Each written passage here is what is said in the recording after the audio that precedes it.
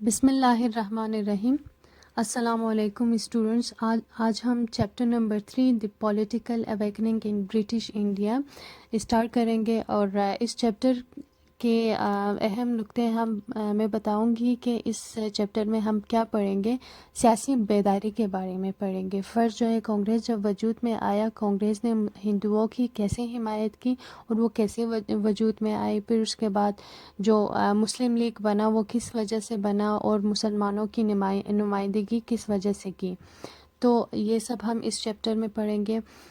جو first paragraph میں ہمارے پاس ٹائٹل ہے کہ back ground of Indian national Congress, پھر اس میں ہم پڑھیں گے کہ 19ویں صدی کے آخری 20 سالوں میں ہندوستان میں موجود دو اہم قوموں میں ایک ایسی سیاسی بیداری پیدا ہوئی جہاں پر دونوں قومیں، ہندو اور مسلمان، اپنے تاریخ اور ثقافتی لحاظ سے ان کو ایک فخر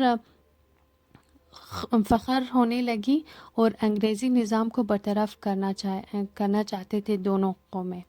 یہاں سے ان کا احتجاج شروع ہوا۔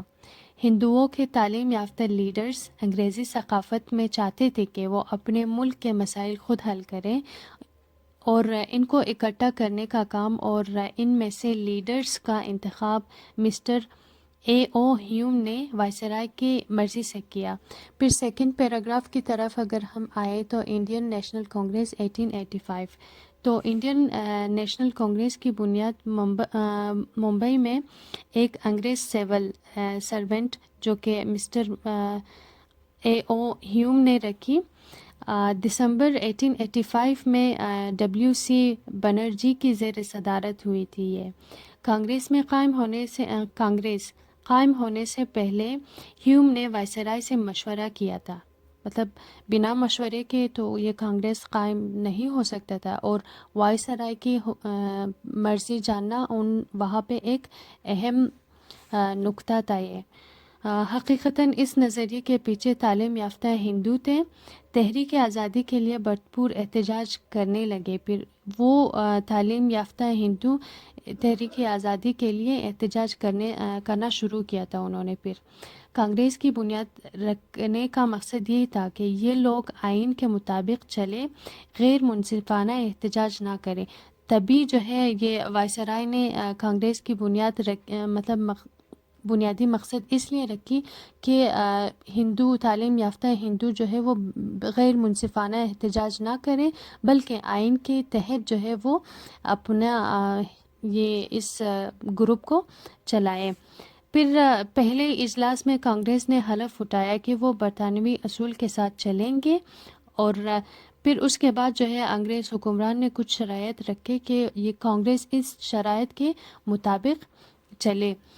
فرسٹ پہلے جو ہمارا شرائط تھا، ان کو جو شرائط دی گئی تھی وہ تھا کہ ایک ایسی کمیشن تشکیل دیا جائے کہ وہ برطانوی ہندوستانی حکومت کے کاموں کو مد نظر رکھ کر آگے بڑھے۔ مطلب جو ہے وہ ہندوستان میں جو برطانوی حکومت تھی، کانگریس ان کو مد نظر رکھتے ہوئے آگے بڑھے۔ پھر قانون سازی کونسل کو صوبوں میں قائم کرے، مطلب ایک قانون ساز کونسل رکھی جائے ہر صوبوں میں۔ پھر تیسرا تھا کہ فوج کے بجٹ کو کم کریں۔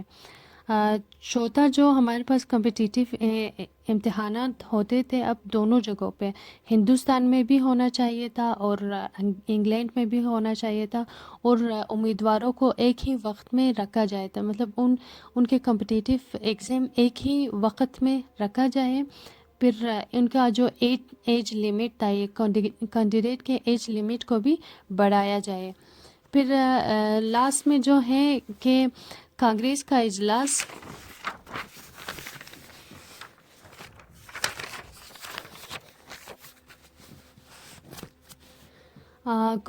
اجلاس ہر سال مختلف شہروں میں منعقد کیا جاتا تھا، اور اس اجلاس میں لوگوں کا اضافہ ہونا شروع ہوا، اور ہر کوئی ان کے مقصد کو جاننے لگے۔ جیسے وقت گزرتا گیا، ہندو کا کانگریس میں دلچسپی لینے کا رجحان بڑھتا گیا۔ تو یہ تھا ہمارا آج کا ٹاپک جو ہم نے پڑھا کہ back ground of Indian national Congress. پھر اس کے بعد ہم نے پڑھا کہ انڈین نیشنل کانگریس کیسے وجود میں آیا, ان کی کیا شرائط تھی جو انگریز حکمران چاہتے تھے کہ کانگریس ان شرائط کو مد نظر رکھ کے آگے بڑھے یا اپنی اس پارٹی کو جو ہے وہ آگے چلائے. تو آپ لوگوں کا یہ ہوم ورک ہوگا کہ آپ لوگوں نے کانگریس کے بارے میں سرچ کرنا ہے, اور آپ لوگوں نے بھی شارٹ صرف ایک پیراگراف میں بتایا کہ کانگریس کیوں وجود میں آئے. ٹھیک ہے.